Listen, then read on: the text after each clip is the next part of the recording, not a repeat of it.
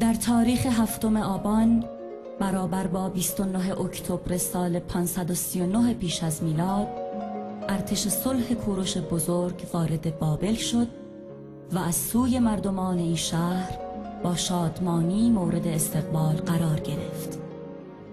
در این روز کوروش بزرگ نخستین بیانیه حقوق بشر را صادر کرد که کهن‌ترین بیانیه حقوق بشر شناخته شده در جهان و سند سربلندی ایرانیان است.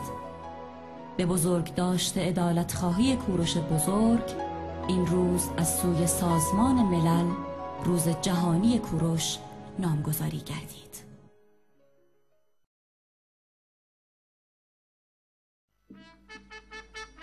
منم کوروش، شاه جهان، شاه بزرگ، شاه توانمند، شاه بابل، شاه سومر و اکد، شاه 4 گوشه جهان. آنگاه که بدون جنگ و پیکار وارد بابل شدم، همه مردم گامهای مرا با شادمانی پذیرفتند.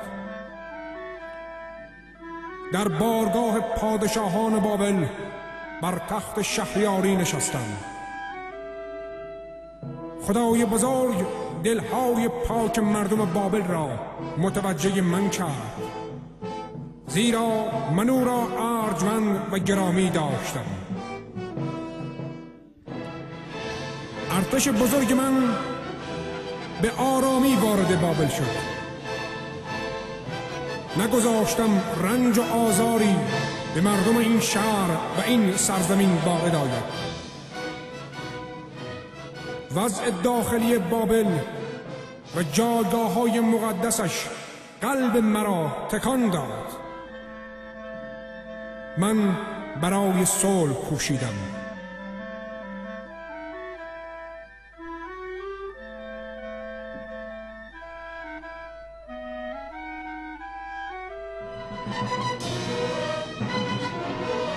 من برده‌داری را برانداختم،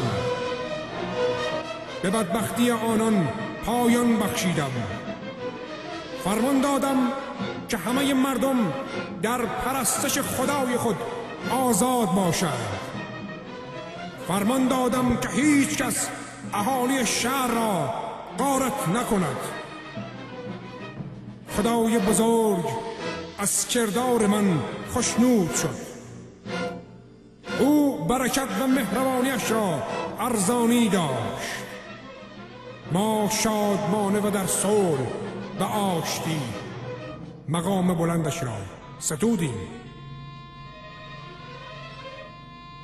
من همه شهرهایی را که ویران شده بودند از نو ساختم.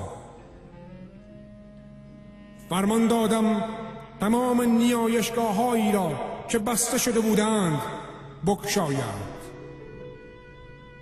همه مردمانی که پراکنده و آواره شده بودند را به جایگاه‌های خود برگرداندم.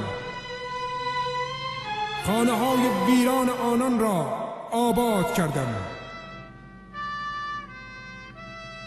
همه مردم را به همبستگی فراخواندم. من صلح و آرامش را به همه مردم بخشیدم. باشد دلها شاد گردد. پاینده سرزمینم ایران.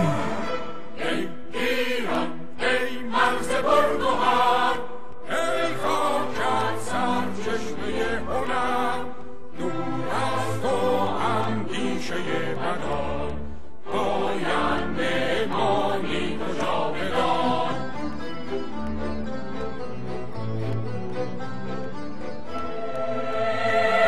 دشمن ار تو سنگ خاره ای منو منو، سنگ خاره ای منو منو، فدای خاک پاک میهنم، فدای خاک پاک میهنم.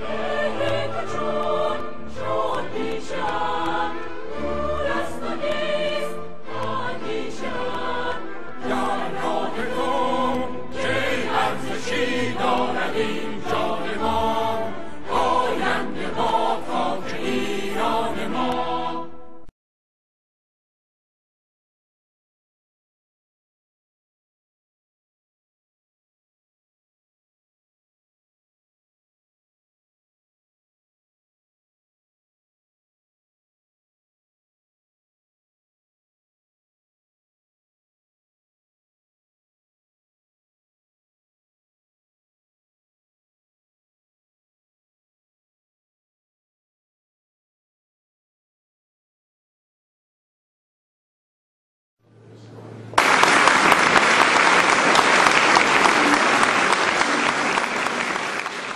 درود بر عزیزان. گرامی باد یاد پدر سخن ایران و ایرانی، پدر ادب پس از اسلام، پدر حماسه ایران، پدری که